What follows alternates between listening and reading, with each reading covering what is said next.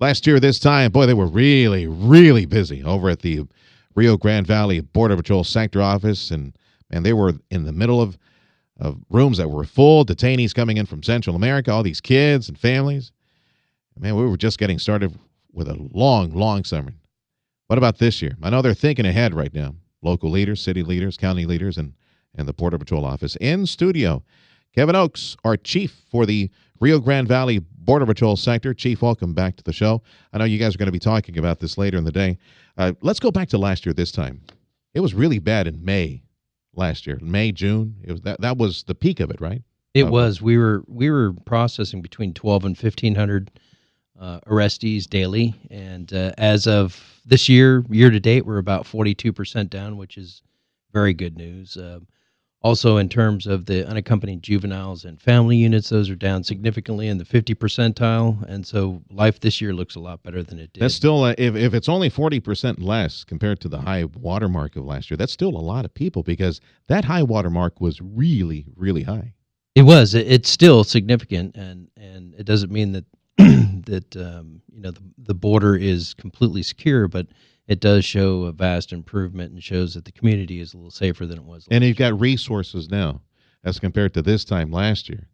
You got places to process these folks, these families, these kids. Like they're on Ursula.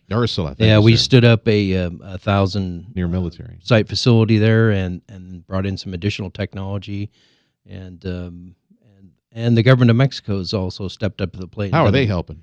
They're doing a really good job. You have the rail systems that come up south of us, and they've been perusing and scanning and screening the rail lines, which a lot of the immigrants were using.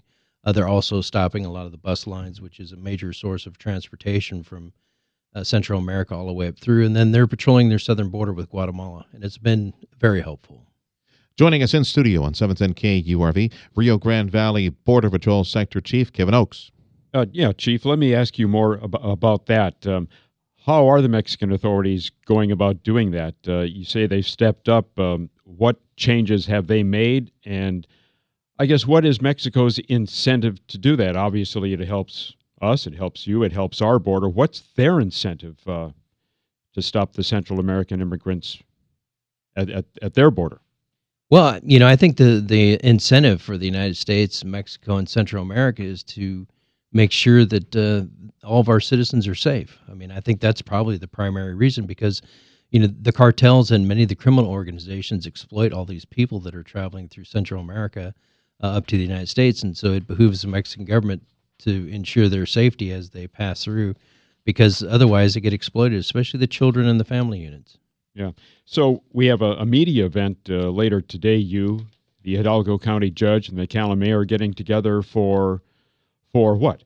Well, so over the last year, the the Rio Grande Valley, the community itself, between the non-governmental organizations, Catholic Charities, the mayor's office, many volunteers, everybody stepped up to help the Border Patrol with this humanitarian crisis in terms of looking out for children and providing additional services that we were unable to provide. And so what this is reviewing what happened last year and then looking at all the planning efforts that we've all, come together to unite to ensure that, we're prepared for this year in case anything else happens. Yeah, and in the event, if there are indications that there may be another similar wave of unaccompanied child immigrants, I'm guessing that you've got some lessons learned from last year. Oh, absolutely. In terms of FEMA and Coast Guard came in and helped us with our mass migration plans and our evacuation plans in case there's any, like a hurricane, because this is Region 6 and I'm the lead federal coordinator. Yeah. And so all those sort of planning apparatuses are in place and the logistics training capability. So if any of those things do happen, we can activate them. And facilities. And facilities as well. Rio Grande Valley Border Patrol Sector Chief Kevin Oakes, our guest right now on 710 KURV. They're thinking ahead. They, along with the folks at the City of McAllen, Hidalgo County, Catholic Charities, and Salvation Army, all these folks thinking ahead, just in case they see another big surge of people coming across the border illegally like they did this time last year. Although, because of what you said, Chief, Mexico is enforcing immigration policy at their southern border as well, and patrolling the trains. And chances are we might not see that huge number unless the migrants find another route, like bus. For example, we heard a lot of stories of people taking buses, just just across the nation, taking all these buses all across the nation, and eventually getting to this region. So we have no idea what may or may not happen. As far as helping these folks in the event that they get into trouble, whether it's at the river or in ranch country. I know you've got a special response unit, a Borstar teams. We do, and we've brought in more national assets, and they're in the helicopters and flying, rescuing. And we have additional search and rescue dogs on the team, and we're prepared with all the other federal, state, and local entities to do as many rescues as possible. We contracted and also have a medical staff to screen a lot of the economic immigrants that come in. For example, yesterday we caught a group of people in the Rio Grande City who had one of the children had chicken pox, and so we were able to isolate them and get them out of the population so it wouldn't spread and get them immediately to medical facilities. So I think we're prepared. Year to date, the folks that you have found who passed away, who did not make it, either in ranch country or in the river, those numbers are higher this year than they were last year. They are a little bit higher, especially down at the river. It's it's a very sad kind of situation to see a lot of these people make this trek, and they get up there and they get in the river and they're unable to swim. They don't realize how strong and dangerous the Rio Grande is, and then they get up in those ranch lands, and those are unforgiving. And it's interesting to see. I know that we talked about this last year, but OTMs, the other than Mexicans, I know that you categorize these folks that come in. You have folks come in with adjacent, in Mexico, and then you have OTMs. Is the OTM number still greater than the Mexico illegal immigrant number? It is. It's still the majority of the people that we catch. How long has that been going on? It's it's the shortest route from Central America up into the United States. But it's not only. You know what I find interesting? I have friends who tell me that we got a lot of people from China and people from Asia coming over. 71 countries we've apprehended people from in the last year. Absolutely. Yeah. Bangladesh, and 71 and quite a few Chinese and some people from some of the Middle Eastern countries. You've been here for a couple of years now, right?